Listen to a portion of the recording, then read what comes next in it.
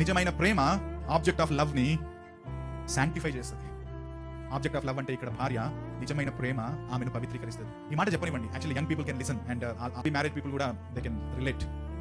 నీకు పెళ్లి కాకముందు నీ పవిత్రతను కోల్పోయేలా ఎవరైనా నిన్ను శోధించారనుకో, that is not true love.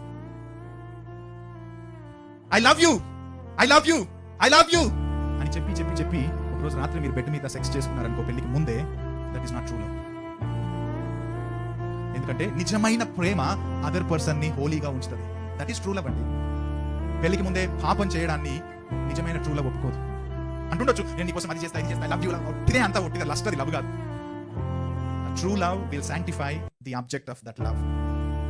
పెళ్లికి ముందే, పెళ్ళైన తర్వాత కూడా that is common. True love will not do any sin against this object of love. If you have any lustful thoughts other women మీద, భర్తలారా మీకే మాట చెప్తున్నాను, నీ భార్యను కాదని వేరే స్త్రీల మీద నువ్వు వ్యభిచారం చేయకపోవచ్చు పోయి, కానీ if you are entertaining any thoughts నీ మైండ్ లో, then you are not loving your wife.